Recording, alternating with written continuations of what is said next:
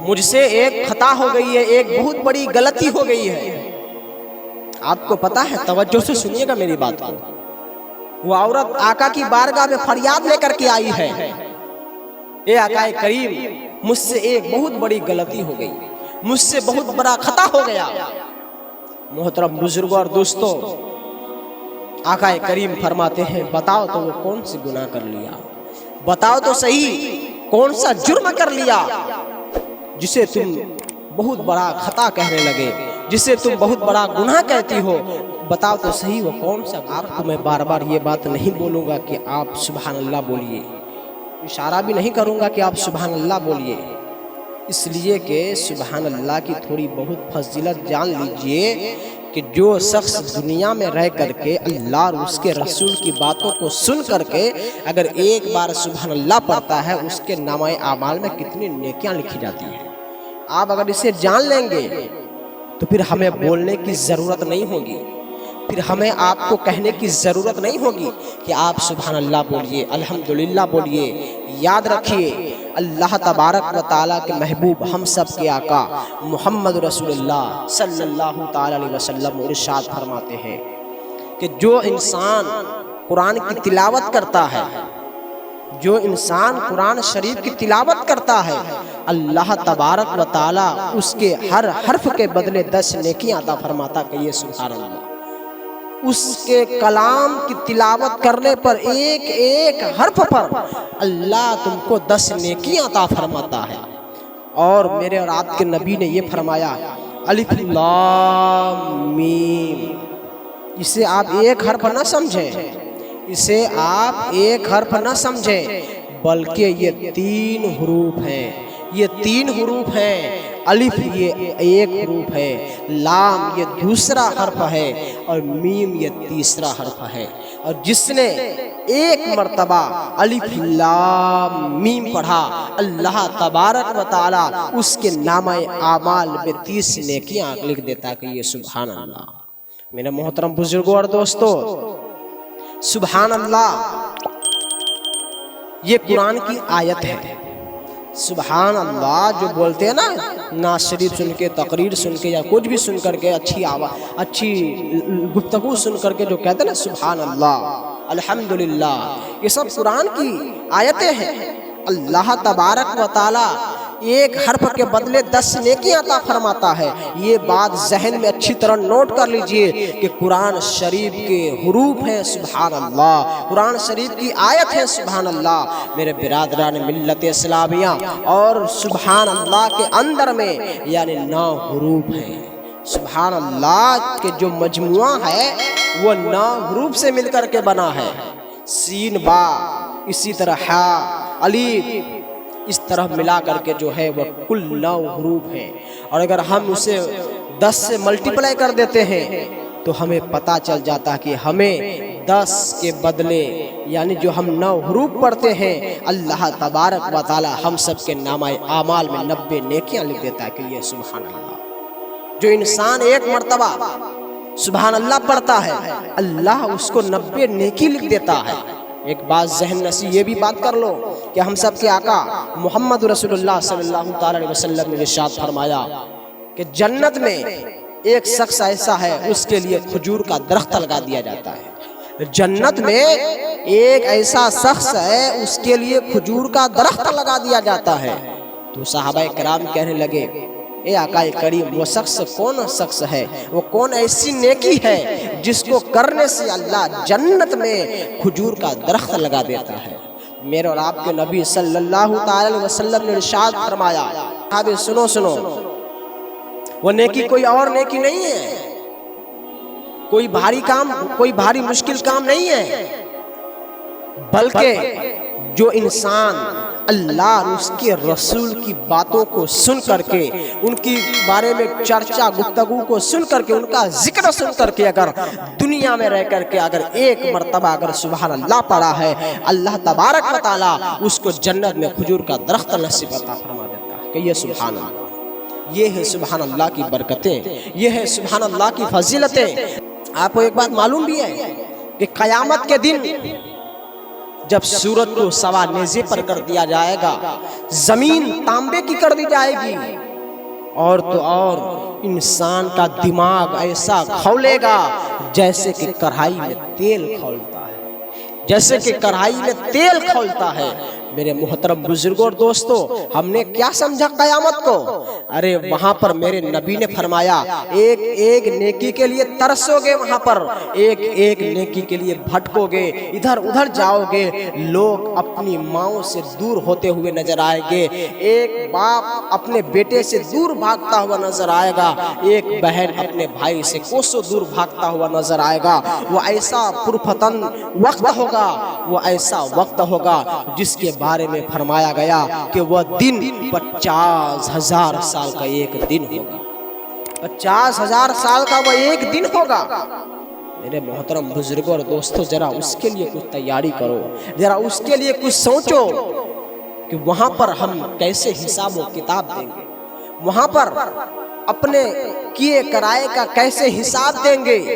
میرے محترم بزرگوں اور دوستوں، اگر اپنی دنیاوی زندگی کو اگر دیکھ لیں، اگر کوئی کام کرتے ہیں تو پورے دن بھر میں ہم نے کیا کیا اس کا تو کاؤنٹ ہم اپنے دماغ میں کر سکتے ہیں، حساب کر سکتے ہیں، اور پھر اگر مہینہ دن لگاتار میں نے کیا کرتا رہا اس کا اگر حساب کرنا چاہے تو حساب پھر نہیں کر پائیں گے۔ اسی طرح وقت گزرتا چلے جائے گا، سال کا 2 سال کا، پھر اپنی زندگی کا اگر آپ یہ چاہیں کہ اپنے بچپن سے لے کر کے جوانی تک، جوانی سے لے کر کے بڑھاپے تک میں نے کون کون سے کام کیے ہیں، آپ کو اچھی طریقے سے یاد نہیں ہوگا، لیکن یاد رکھو اس دن قیامت کے دن ہر کچھ گواہی دینا ہے۔ تیرے ہاتھ نے کیا کام کیے ہیں وہ بھی تم کو گواہی دینا ہوگا، تیرے پیر نے کیا کام کیے وہ بھی تم کو تمہارے گواہی دیں گے۔ اور تو اور ایک بات یہ بھی، جس ہاتھ تمہارے بدن میں ہے، تمہارے جسم میں ہے، لگا ہوا ہے، وہ ہاتھ تمہارے لیے کل ایسا نہ ہو کہ عذاب کا ذریعہ بن جائے، تمہارے لیے وہ پیر عذاب کا ذریعہ نہ بن جائے۔ اللہ نے تم کو پیر، ہاتھ، آنکھ، کان جیسی دولت سے نوازا، ذرا اس کے بارے میں خیال کرو کہ اللہ تبارک و تعالیٰ کو ہمیں حساب دینا ہے۔ اللہ تبارک و تعالیٰ کی بارگاہ میں ہمیں بتانا بھی پڑے گا کہ اپنے زندگی کو ہم نے کہاں گزارا، اس لیے کہ موت کی کوئی گارنٹی نہیں ہے، موت کی کوئی گارنٹی نہیں ہے کہ آپ کو کسی نے سرٹیفکیٹ دے دیا ہے، کہ آپ کو کسی نے سند دے دیا ہے کہ آپ کو مرنا نہیں ہے، آپ کو کسی نے بتا دیا کیا؟ نہیں بتایا۔ ہر کسی کو معلوم ہے کہ ہمیں مرنا ہے، لیکن اسے یہ خبر ہی نہیں، یہ چند دن کی دنیا میں آ کر کے انسان اس طرح مو ہو گیا، کھو گیا کہ انسان آخرت کی زندگی کو بھول بیٹھا، وہ زندگی جو کہ کبھی ختم نہیں ہوگی، اور ہم اس زندگی میں تلاش کرنے لگ گئے، اس زندگی میں اپنا سارا وقت صرف کر دیے، اور تو اور جو زندگی فنا ہونے والی ہے، اور جو زندگی قیامت سے لے کر کے کب تک باقی رہے گی اس کا حساب بھی نہیں کر سکتے آپ، وہ زندگی کبھی ختم ہی نہیں ہوگی، وہ ہمیشہ کی زندگی ہوگی، وہاں پر ہمیشہ ہمیشہ رہنا ہے۔ ذرا سوچو تو صحیح، یہاں پر رہنے کے لیے اچھی طریقے سے مکان بناتے ہو، یہاں پر رہنے کے لیے اچھی طریقے سے گھر بناتے ہو، ذرا سوچو تو صحیح۔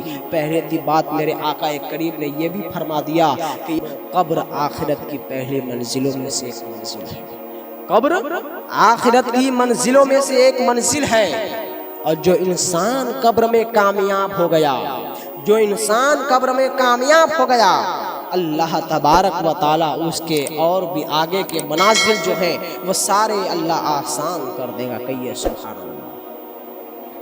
میرے محترم بزرگوں اور دوستوں، اس لیے آپ سے گزارش ہے کہ ذرا تنہائی میں ذرا سوچو تو صحیح کہ ہم اور آپ کتنے گناہ کرتے ہیں، ہم اور آپ کتنے پاپ کرتے ہیں، کتنے جرائم کرتے ہیں۔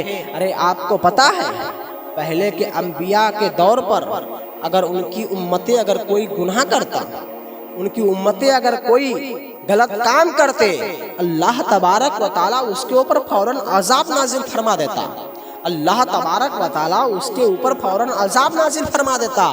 لیکن ہم لوگ کتنے خوش نصیب ہیں کہ ہم سب کو آقا کریم کا یعنی کہ امتی بنایا، اور اس میں بھی آپ اگر گناہ کریں اللہ تبارک و تعالیٰ فوراً عذاب نہیں دیتا. کتنا پیار کرتا ہے ہم سب سے، لیکن ہم لوگ ایسے ہیں کہ ہم لوگ اسی سے دور بھاگے ہوئے ہیں، ہم لوگ اسی سے دور بھاگ گئے. اور میرا کریم رب قدیر اللہ تبارک و تعالی جل جلالہ ارشاد فرماتا ہے، اے گنہگارو بندو، گنہگار میرے بندو کہاں پھر رہے ہو، کہاں جا رہے ہو؟ ذرا پلٹو تو میری بارگاہ میں، ذرا پلٹو تو میری بارگاہ میں. میرے برادران ملت اسلامیہ ایک بات ذہن نشین یہ بھی بات کر لو کہ جب کوئی بندہ اگر کوئی گناہ کرتا ہے، اگر کوئی بندہ اگر کوئی گناہ کرتا ہے، اللہ تبارک و تعالیٰ کی بارگاہ میں پھر اس گناہ کی مغفرت لے کر کے ہاتھ کو اللہ کی بارگاہ میں اٹھاتا ہے، اللہ کی بارگاہ میں عریضہ پیش کرتا ہے، اے پروردگار عالم آج کے بعد میں کبھی پھر یہ گناہ نہیں کروں گا، آج کے بعد پھر ایسی کبھی خطا نہیں کروں گا. تو اللہ تبارک و تعالیٰ کی بارگاہ میں جو وہ گر گرا کر کے رو رو کر کے اگر جب وہ توبہ استغفار کرتا ہے تو کتابوں میں آیا ہے کہ جب وہ بندہ آنکھ سے آنسو ٹپکتا ہے اللہ تبارک و تعالیٰ اس کے آنسو زمین پر گرنے سے پہلے اس کی مغفرت عطا فرما دیتا ہے، زمین پر گرنے سے پہلے اس کی مغفرت کر دی جاتی ہے. میرے محترم بزرگوں اور دوستوں، اور اس آنسو کے بارے میں یہ بھی فرمایا گیا، اس آنسو کے بارے میں جب گنہگار بندہ جب اللہ کی بارگاہ میں شرمسار ہو کر کے توبہ و استغفار کرتا ہے، اس کے آنکھ سے آنسو گرتا ہے، آگ میں اگر اس کو ڈال دیا جائے اس آنسو کو تو وہ آگ بھی ٹھنڈی نظر ہو جائے گی، وہ آگ بھی ٹھنڈی ہو جائے گی. اتنا پاورفل وہ آنسو ہے. میرے محترم بزرگوں، اسی لیے آپ سے کہتا ہوں یہ بات کہ اگر آپ گناہ کرتے ہیں، اگر آپ اللہ کی نافرمانی میں لگے ہوئے ہیں، بس خدا کی بارگاہ میں اب سر کو جھکا لو، اب خدا کی بارگاہ میں تو رجوع تو کر لو. اس لیے کہ رب فرماتا ہے فَفِرُّوا إِلَى اللَّهِ، پلٹو اللہ کی بارگاہ میں. کہاں جا رہے ہو، کہاں دوڑ رہے ہو؟ آؤ تو اللہ کی بارگاہ میں. ایک مرتبہ ایسا ہوا کہ آقا کریم کی بارگاہ میں ایک عورت آ گئی، آقا کریم کی بارگاہ میں ایک عورت آئی.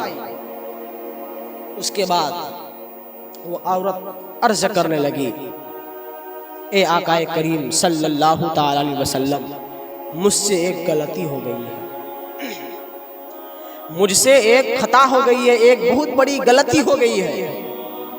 آپ کو پتا ہے، توجہ سے سنیے گا میری بات کو. وہ عورت آقا کی بارگاہ میں فریاد لے کر کے آئی ہے، اے آقا کریم مجھ سے ایک بہت بڑی غلطی ہو گئی، مجھ سے بہت بڑا خطا ہو گیا. محترم بزرگوں اور دوستوں، آقا کریم فرماتے ہیں بتاؤ تو وہ کون سی گناہ کر لیا، بتاؤ تو صحیح کون سا جرم کر لیا جسے تم بہت بڑا خطا کہنے لگے، جسے تم بہت بڑا گناہ کہتی ہو، بتاؤ تو صحیح وہ کون سا گناہ کر لیا. وہ عورت روتی چلے جا رہی ہے، وہ عورت روتی چلی جا رہی ہے، بولنے کا نام ہی نہیں ہے، اس لیے کہ وہ بار بار وہی جملہ استعمال کرتی ہے، اے آقا کریم میں نے بہت بڑا گناہ کر لیا. میرے آقا کریم فرماتے ہیں کیا تم نے زمین سے بڑھ کر کے گناہ کر لیا؟ جتنی بڑی زمین ہے اس سے بھی بڑھ کر کے تم نے کیا گناہ کر لیا؟ وہ عورت کہتی ہے ہاں آقا کریم اس سے بھی بڑا گناہ ہو گیا ہے، اس سے بھی بڑا گناہ ہو گیا ہے. آقا کریم کہتے ہیں کہ آسمانوں سے بھی بڑا گناہ ہو گیا، جتنا بڑا آسمان ہے اس سے بھی بڑا گناہ ہو گیا. وہ عورت کہتی ہے کہ آقا کریم جی ہاں وہ آسمانوں سے بھی بڑا گناہ ہے، وہ آسمانوں سے بھی بڑا گناہ ہے. میرے محترم بزرگوں اور دوستوں، آخر کار وہ بار بار ہمارے نبی ہر طرح کے مثال سے سمجھانے لگے، پھر بھی وہ عورت کہنے لگی کہ بہت بڑا گناہ ہو گیا، اس سے بھی بڑا گناہ ہو گیا. لیکن آخر کار ہم سب کے آقا محمد رسول اللہ صلی اللہ تعالی علیہ وسلم نے ارشاد فرمایا، اے خاتون کیا تو اللہ کی رحمت سے نا امید ہو گئی؟ کیا تیرا گناہ अल्लाह की रहमत से बढ़कर के हो गया? क्या तेरा गुनाह अल्लाह की रहमत से बड़ा है? इस बात को जब उन्होंने सुनी, वो कहने लगी, ए परवरदिगार आलम के महबूब, हम सब के आका, अल्लाह तबारक व तआला की रहमत से बड़ा गुनाह तो नहीं हो गया, उनसे बड़ा गुनाह नहीं हुआ। तो वो अर्ज करने, मेरे आका फरमाते हैं कि कौन ऐसी गुनाह है तो जरा तो बताएं तो सही। वो औरत कहती है कि मुझसे जिना हो गया था, मैंने जिना कर लिया और जिना के बाद मेरे पेट में बच्चा पल रहा था, मैंने उसको गला घोंट करके दफन कर दिया, मैंने उसको हलाक और बर्बाद कर दिया, इतना बड़ा गुनाह कर लिया। लेकिन बात समझने की इतनी सारी है कि हम सबके आका करीब ने फरमाया कि अल्लाह की रहमत से भी तुम्हारा गुनाह बड़ा है, तो फिर जरा सोचो तो सही, अगर अल्लाह तबारक व तआला की रहमत से बड़ा अगर गुनाह नहीं हो सकता, तो फिर अगर जितना भी बड़ा गुनाह हो सके अल्लाह तबारक व तआला की बारगाह में अगर तौबा व इस्तगफार कर लेते हैं तो अल्लाह तबारक व तआला उन तमाम गुनाहों को माफ अता फरमा देता है, उन तमाम गुनाहों को माफ अता फरमा देता है। मेरा अल्लाह गफूर रहीम है, बख्शने वाला गफूर रहीम है। मेरे मोहतरम बुजुर्गों और दोस्तों, इसलिए आपसे खास बात ये कहना चाहता हूँ, गुनाहों से बचिए और जहाँ तक हो सके अपने आप को आखिरत के फिक्र में लगा दीजिए, इसलिए कि ये दुनिया चंद दिन की दुनिया है। क्या तुमने नहीं देखा कि बड़े बड़े लोग, पैसे वाले लोग अल्लाह को प्यारे हो गए, ज़मीन में उसे गाड़ करके हम आ गए। एक